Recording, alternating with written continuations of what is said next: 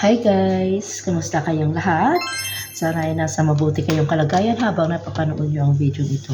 So for today's video ay meron tayong fish fillet dito guys. So, ginlagyan ko na siya ng black pepper at saka asin kanina.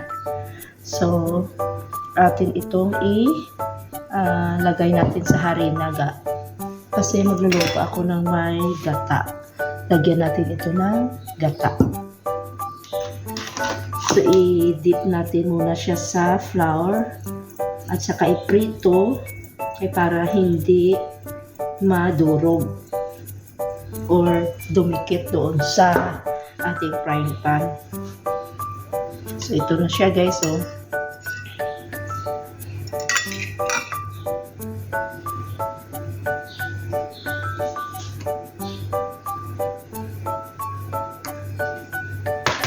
ating fish fillet.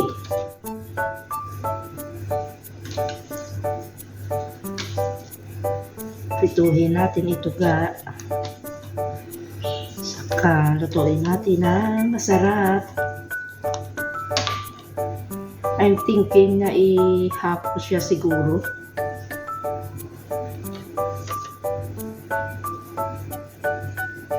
I-half ko siya siguro guys kay para tipid sa tipid sa space.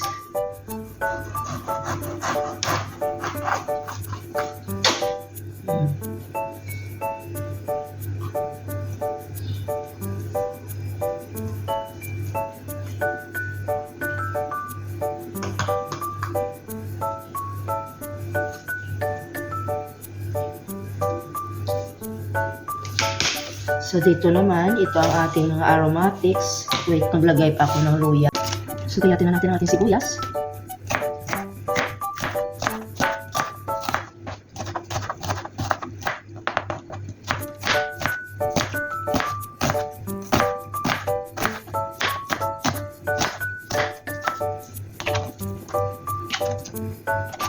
Basta maraming mga sangkap ba ay mas masarap. So, itong ating kamatis. Gusto ko kasi pag magluto ako ba, mag-isa ako ay merong kamatis.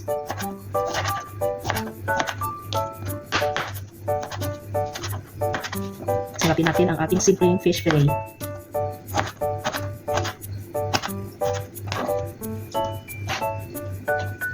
Meron tayong ginger.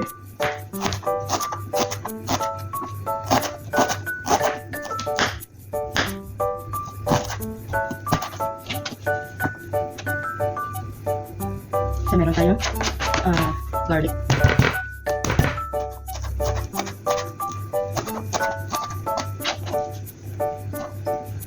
Saka meron tayong sibuyas dahon.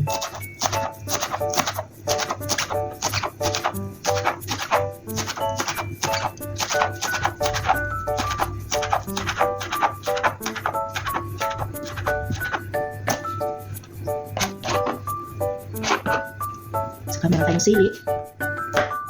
Hiwain natin ito guys. So, diba? Kasi dito ang ating mga aromatics, ang ating mga spices na magpapasarap sa ating simple fish fillet daw.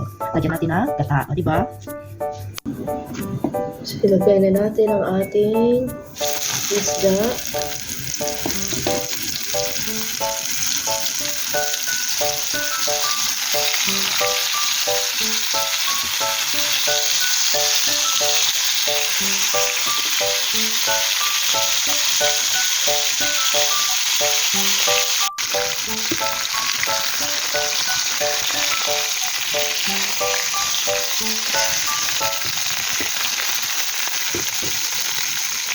Bali, dito na lang ako na mag-prito sa ating pinprituhan.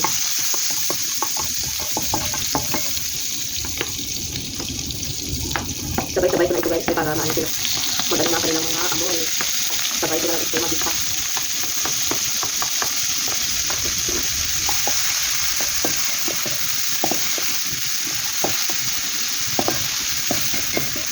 Wow, ang bango ng luya. Ay, napakasarap eh. Ang bango ng luya eh. Talagang mag-ano ating appetite sa pagkain. Ipaturog natin ng bongga itong ating mga aromatics para lumabas ang kanilang mga sustansya sa kanilang kaluluwa. Ito na pala ating fish. Dalawa lang yan. Wala naman isara. Hindi ko din luto lahat. Sinurot ako na isang piratong fish fillet. Sa next week naman yan lutuin. Kailangan lutuin ko yan itong buwan before mag-Ramadan. Wala akong stock doon sa freezer kasi pag mag-Ramadan na ay iwas tayo muna sa pagluluto kasi marami mga kakain sa gabi. Saka sa araw, hindi ako magluluto kasi maboy ng aking mga amo. Maboy ng aking mga alaga. Mag-considerate tayo sa kanilang fasting.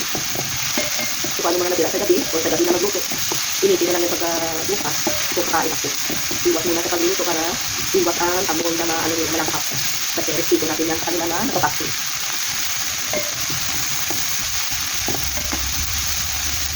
Kami siguro ng ating luto. Ilagay na natin itong ating fish. O, diba? So, ilagay din natin ang ating gata.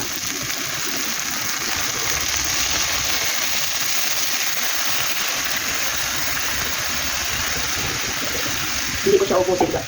Kasi marami ang isang lata. O, diba? Wow! So, ilulo na natin ang ating guys. Ang ating sili kay parang ang kanyang anghang.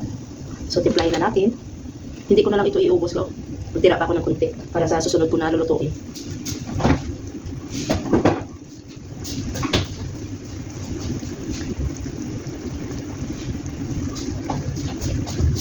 So, ating itong tiplahin ng black pepper.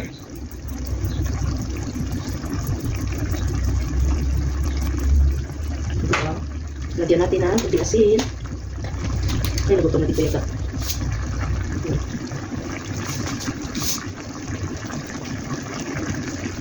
So, diba? Ba? Ang sarap.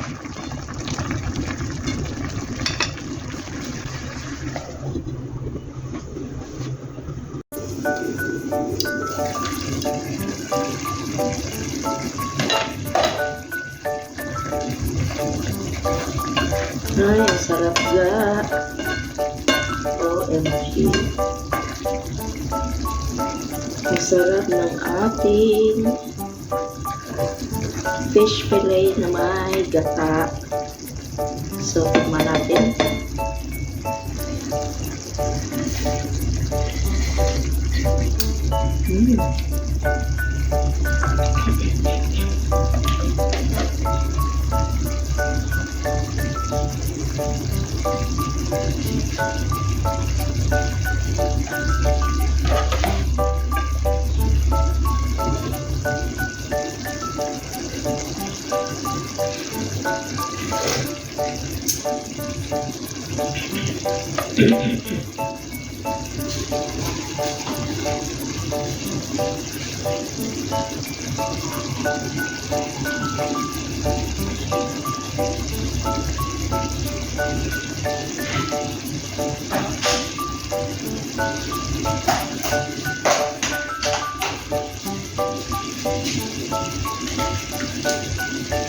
Lagyan natin ang pangkulay.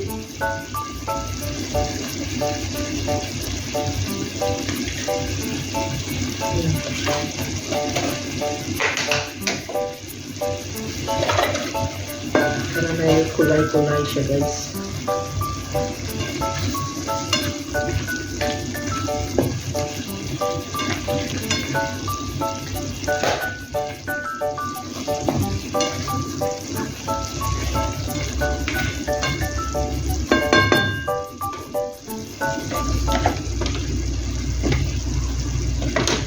So, ilagay na natin ang ating dahon.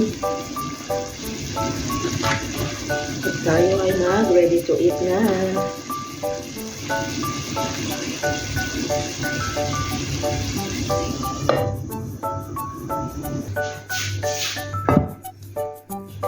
Ito na, guys. Saka kasama ang ating mainit-init na kain. O, diba? Sarap. Sarap ng ating ulam. So, ito ng ating finished product, guys. Diba? Mas lalong nag-level up ang ating fish fillet dahil sa gata.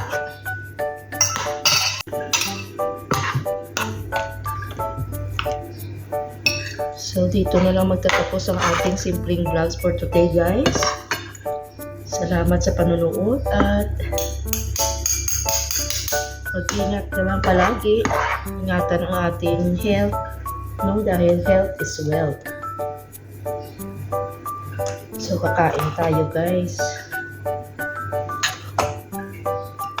Ang akong kanin nga, kanina pa kasi ito eh.